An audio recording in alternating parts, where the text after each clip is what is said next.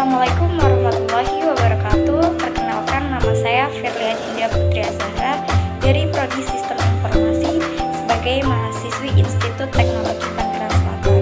Di sini saya akan menjelaskan sedikit apa itu tentang Orange.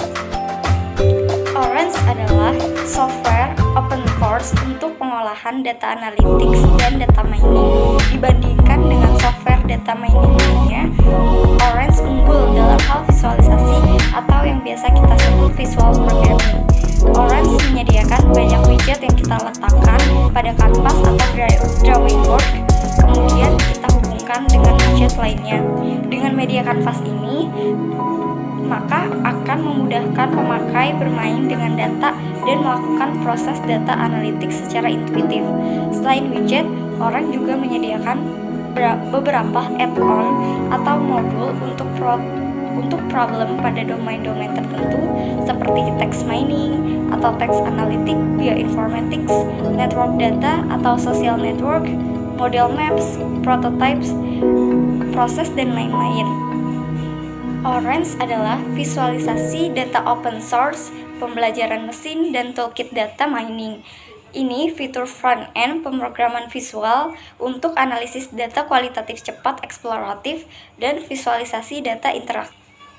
Orange juga adalah paket perangkat lunak untuk pemrograman visual berbasis komponen untuk visualisasi data, pembelajaran mesin, penambangan data, dan analisis data.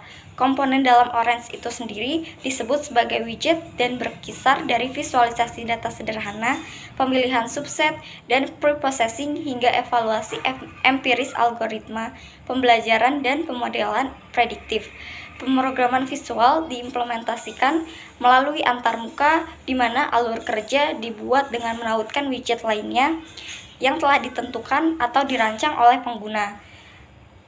Sementara pengguna tingkat lanjut dapat menggunakan Orange sebagai pustaka Python untuk manipulasi data dan perubahan widget. Perangkat lunak Orange adalah paket perangkat lunak sumber terbuka yang dirilis di bawah GPL. Versi hingga 3.0 menyertakan komponen inti dalam C++ dengan pembungkus dalam Python tersebut yang tersedia di dalam GitHub itu sendiri. Mulai versi 3.0 dan seterusnya, Orange menggunakan pustaka sumber terbuka Python umum untuk komputasi ilmiah seperti NumPy, SciPy, dan Scikit-learn, sementara antarmuka pengguna grafisnya beroperasi dalam kerangka kerja Qt Linux Platform.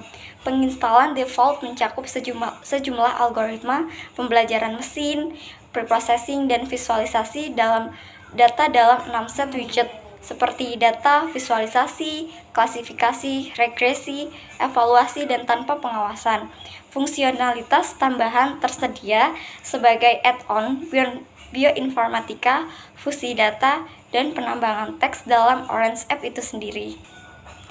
Orange didukung pada macOS, Windows, dan Linux, dan juga dapat diinstal oleh kalian dari gudang Python Package Index, yaitu pip install Orange. Mulai Mei 2018, versi stabilnya adalah 3.13 dan berjalan dengan Python 3, sedangkan versi lawasnya adalah 2.7 yang berjalan dengan Python 2.7 yang masih tersedia. Di sini saya akan beralih dari pengertian menjadi fitur. Saya akan menjelaskan beberapa fitur yang ada dalam aplikasi Orange itu sendiri. Fitur Orange terdiri dari antarmuka kanvas, tempat pengguna menempatkan widget dan membuat alur kerja analisis data. Widget menawarkan fungsionalitas dasar seperti membaca data, menampilkan data, tabel data, memilih fitur, memilih prediktor, membandingkan algoritma pembelajaran, memvisualisasikan elemen data, dan lain-lain. Pengguna dapat menjelajahi visualisasi secara interaktif atau memasukkan subset yang dipilih ke widget lain. Beberapa fitur diantaranya adalah di sini ada fitur Canvas, yaitu grafis front-end untuk analisis data. Widget terdiri dari beberapa komponen di dalamnya. Yang pertama ada data, widget untuk input data, pemfilteran data, pengambilan sampel, imputasi, manipulasi fitur, dan pemilihan fitur. Fitur yang kedua adalah membayangkan.